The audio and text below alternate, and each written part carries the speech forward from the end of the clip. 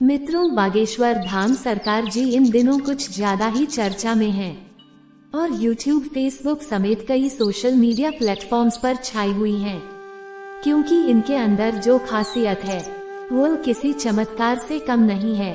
कई लोग तो इनको साक्षात भगवान मान रहे हैं, क्योंकि यह लोगों की झूठ का पर्दाफाश करने से लेकर भूतों को भगाने तक ये सभी काम चुटकियों में कर देते हैं। और अब तो मनोज तिवारी से लेकर अमिताभ बच्चन जी और यहाँ तक कि मोदी जी इनके फैन हैं। कहा तो यहाँ तक जाता है कि बागेश्वर सरकार का एक अदृश्य नाम है जो भूतों को भगाने में इनकी मदद करता है। तो क्या है बागेश्वर सरकार की असली सच्चाई, तो आइए जानते हैं इस वीडियो में। मित्रों, यूँ तो हमारे देश में कई बाबा आए और कई गए, कई सारे लोगों ने उनके आश्रम में माथा टेके, यहाँ तक कि बड़े बड़े फिल्मी सितारों ने भी इनके दरबार में अपनी हाजिरी लगाई। लेकिन जो प्रसिद्धि बागेश्वर महाराज जी को मिल रही है वो आज तक किसी को नहीं मिली है। लंबे लंबे बालों वाले, माथे पर चंदन और अक्सर सिर पर पगड़ी बांधे नजर आने वाले बागेश्वर धाम सरकार जी की बात ही कुछ और है। और इस चीज का सबसे बड़ा सबूत है बड़े बड़े फिल्मी सितारों का इनके दरबार में आगे बैठकर उनके प्रवचन को सुनना है। चाहे मोदी सरकार के सभा के दिग्गज नेता मनोज तिवारी हो या फिर साउथ इंडियन फिल्म इंडस्ट्री के सुपरस्टार सुमन तलवार, जिन्होंने बागेश्वर धाम आकार बाबा के नाम पर ठुमके भी लगाए हैं और हाथ जोड़कर नमस्कार भी किया। और सदी के महानायक अमिताभ बच्चन जी, जिसमें वह बैठकर बाबा के गठन का आनंद ले रहे हैं। लेकिन मित्रों, यह एक रात का चमत्कार नहीं है, बल्कि इसके बीच एक ऐसे बच्चे की कहानी छुपी हुई है जिसके संघर्ष के बारे में जानकर आपके भी होश उड़ जाएंगे। हजारों की संख्या में लोग अपनी मनोकामनाओं को पूरा करवाने और अपनी तकलीफों को दूर भगाने के लिए बागेश्वर धाम के दर्शन के लिए पहुंच जाते हैं। और ये सब कुछ मुमकिन हो पाया है बागेश्वर धाम जी के चमत्कारों की वजह से। कहा जाता है कि स्वयं हनुमान जी की कृपा बागेश्वर बाबा के ऊपर बनी हुई है और उन्हीं की असीम शक्ति प्राप्त हुई है, जिनकी सहायता से बागेश्वर धाम सरकार किसी के भी मन की बात को जान लेते हैं और उसके बताने से पहले ही कागज पर उसकी समस्याएं लिख देते हैं, जिसके कई सारे प्रमाण आपने इनकी वायरल वीडियो में देखे होंगे। दोस्तों, अगर आकर जब कोई अपनी परेशानी बताता है तो बागेश्वर महाराज पहले से ही लिखे हुए पर्ची को पढ़ने के लिए कहते हैं, जिसे देखकर भक्तगण पूरी तरह से आश्चर्यचकित रह जाते हैं, क्योंकि उन्होंने अभी तक अपने दुखों को और परेशानी को बाबा को बताया भी नहीं था। उससे पहले ही उनके बारे में बाबा लिख चुके थे, जिसके बाद बाबा सभी के सामने परेशानियों का हल बताते हैं और भक्तों को यह विश्वास दिलाते हैं कि उनकी परेशानियां दूर हो जाएंगी।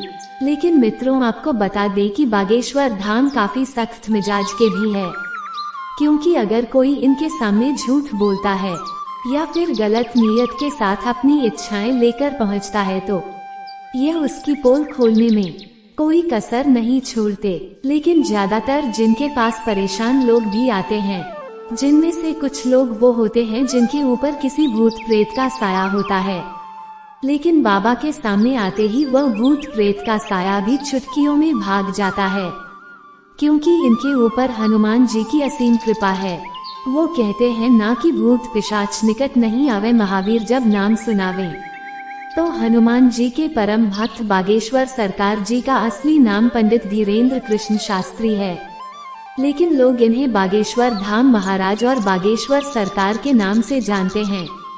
पंडित धीरेन्द्र कृष्ण शास्त्री जी का जन्म 4 जुलाई 1996 को मध्य प्रदेश के छतरपुर जिले के एक छोटे से गांव में हुआ था। यह एक बहुत ही गरीब पंडित परिवार से ताल्लुक रखते हैं। बागेश्वर सरकार ने अपने एक इंटरव्यू के दौरान बताया था कि जब वह मात्र 9 साल के थे तब उनका मन बालाजी महाराज की सेवा में लग गया था। दोस्तों, उन्हें हनुमान जी की भक्ति और उनके प्रेम के सिवा कुछ भी नजर नहीं आता था। बागेश्वर महाराज जी का कहना है कि हनुमान जी की भक्ति और उनकी कड़ी साधना का ही परिणाम है कि उन्हें ऐसी सिद्धियां प्राप्त हुई है, जिनकी वजह से जो लोगों की सहायता करते हैं असल में उन्होंने अपनी शुरुआती शिक्षा अपने दादाजी के साथ रहकर प्राप्त की थी।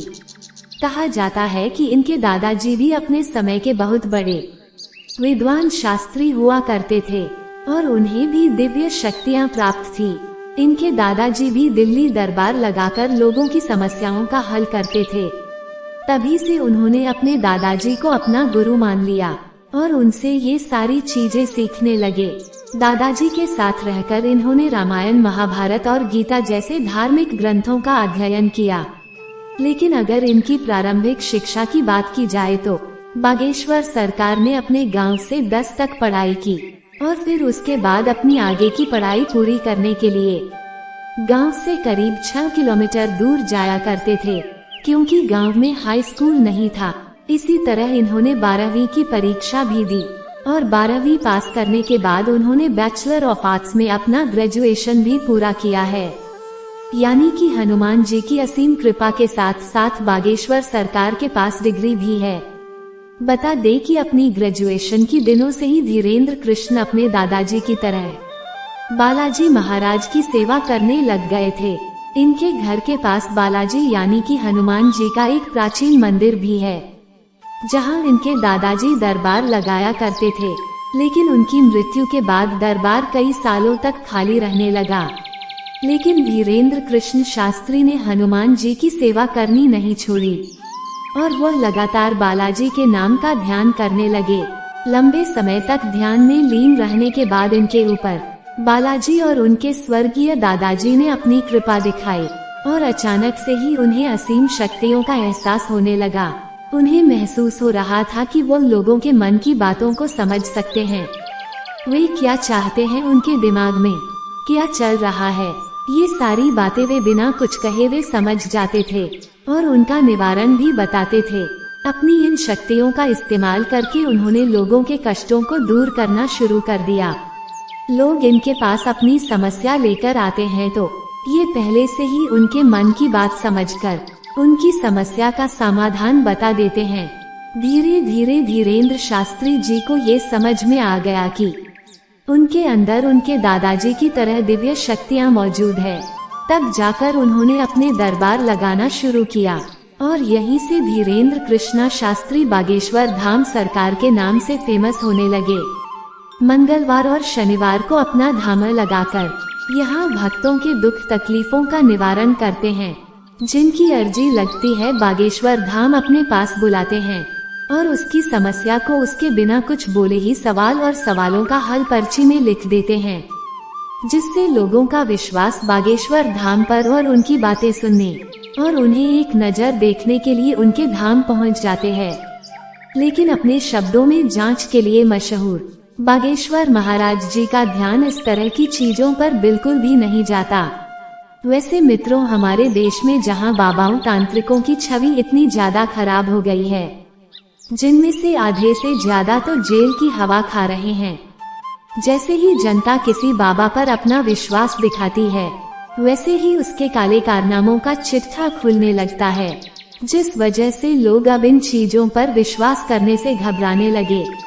लेकिन इस माहौल में अगर कोई 26 वर्षीय शख्स अपनी दिव्य शक्तियों से लोगों को हैरान कर दे तो दुनिया के मन में सवाल तो उठेंगे ही, और इन्हीं सवालों का जवाब ढूंढने के लिए कई मीडिया कर्मी भी बाबा के दरबार में चोरी चुपके से जा चुके हैं, ताकि वह बागेश्वर धाम की सच्चाई जान सके। लेकिन इतने सारे स्टिंग ऑपरेशन के बाद भी कोई जान नहीं पाया कि आखिर कैसे बागेश्वर महाराज लोगों के मन की बात जान लेते हैं, क्योंकि कई सारे नए लोग दरबार में उनकी अर्जी लग जाती है और जब बाबा के सामने आते हैं तो उनके मन की सारी बातें बाबा पहले से ही लिख चुके होते हैं। इस तरह की चीजें देखकर मीडिया कर्मियों के भी होश उड़ गए हैं और वह लगातार बागेश्वर महाराज को लेकर जांच पड़ताल कर रहे हैं।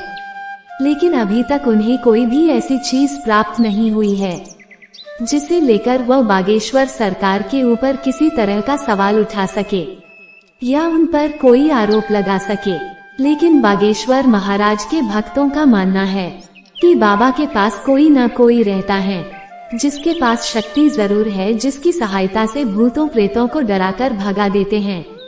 और भक्तों का ये कहना है कि जिस किसी का भी भूत बाबा ने भगाया है उसे आज तक कोई परेशानी नहीं हुई है, तभी तो इनके दरबार में लाखों लोग आते हैं। जय बागेश्वर धाम, जय बालाजी। धन्यवाद दोस्तों।